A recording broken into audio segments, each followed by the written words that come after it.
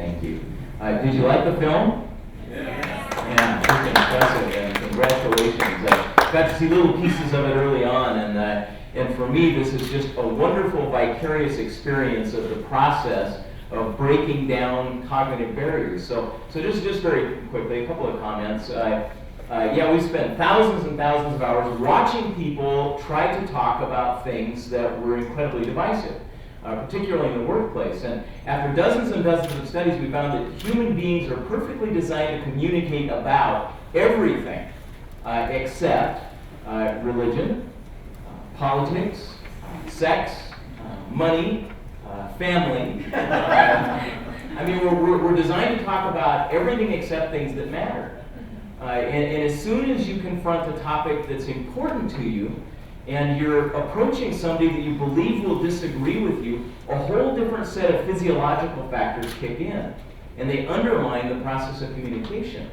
So what I think is so absolutely essential and brilliant about the work of the Foundation for Religious Diplomacy is that, first of all, they're modeling how we undermine what undermines us, how we dismantle the cognitive conditions for conflict. And secondly, they're on a path to engaging people in their own direct experience of that. And that's how you change the world.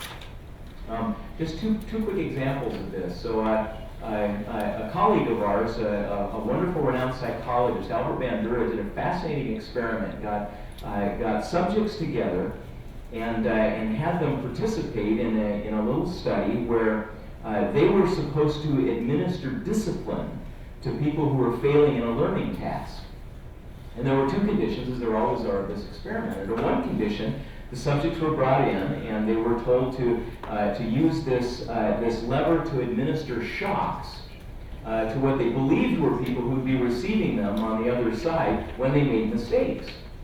And then what Bandura measured was how frequently they'd administer the shocks.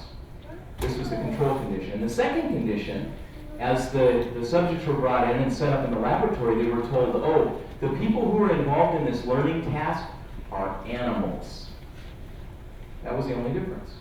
Somebody described the people who were going to be in the learning task as animals.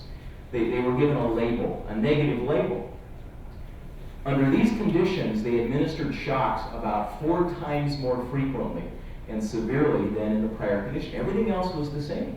All you had to do was assign a label of animal to somebody, and suddenly I'd have permission to do things to you and feel okay about myself that I couldn't otherwise do. So what's so important for us to understand that I think we saw modeled beautifully here is that we're in a world that quickly assigns labels and that give us permission to behave in ways that, according to the film, are non-Christian. You could use any label that you want to describe the set of ethics and morals that we would usually bind ourselves with. But irrespective of that, they give us permission to depart from our humanity towards other people.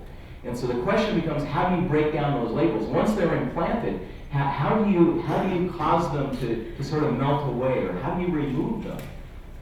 And for me, the only way to do that is proximity. It's either emotional or mental proximity, physical proximity. We have to distance ourselves in order to maintain those labels. You need a lack of information. You need to starve yourself of contradictory evidence that would undermine the label.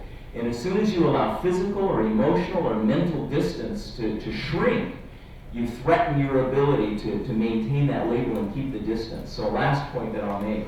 A couple of years ago, Dr. Paul was kind enough to invite me to a session in New York where they invited a kind of controversial figure, Mahmoud Ahmadinejad. Anyone heard of him? So he invited him to come and engage in dialogue with some people from the U.S. who had divergent views, and it was an interesting meeting just to be in the room with such a figure. But he was poised, he was practiced, he was in control of his message the entire time, until just one little sliver that I saw after the meeting had broken up. And he stood around and chatted up with some people. There was a woman there, blonde-haired, blue-eyed, who approached him afterwards and through an interpreter had a little conversation that I witnessed.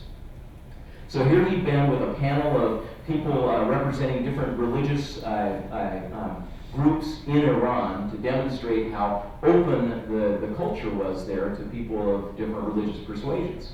So this woman approaches him through the interpreter, says, I congratulate you on your openness to religious diversity in Iran. And I'm pleased to see that you're allowing for that diversity. This gets translated. He says, thank you, thank you. And she says, I had one concern in that there were no Baha'is represented on the panel. And he smiled and nodded, and on script, on message, said, oh, well, Baha'is are not a religion. He had a label. He said, Baha'is are not a religion, it's a political movement, and so, of course, they would be represented in this kind of an assembly. And she says, I beg to differ. They are a religion, and I'm aware that they are, and they've been persecuted, and she argued for their cause. And he smiled, sort of, it might be condescendingly, and said, oh, no, you misunderstand. They are not a religious group, they're a political movement. And finally, she looked him in the eye, and she said, President Ahmadinejad, I am a Baha'i. And with tear-filled eyes, she said, and I have friends and loved ones who've been hurt in your country. Will you please fight for them? And here he is looking at blonde hair, blue eyes, not the image that he had of Baha'is. And it was the only time in the evening that I saw him shaken. And he stared at her, and his mouth opened and closed, and words didn't come out. And finally he sort of looked at the ground and said, I'll do what I can.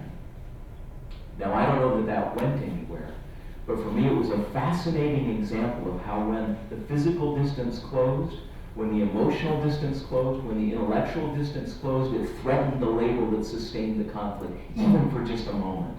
And for me, what's so absolutely essential about what the Foundation for Religious Diplomacy is doing is trying to create opportunities to close that distance. So I congratulate you on this step in the development of this organization. I see it as absolutely well-grounded in the fields that I understand in social sciences, and I'm happy to be part of your work. Thank you.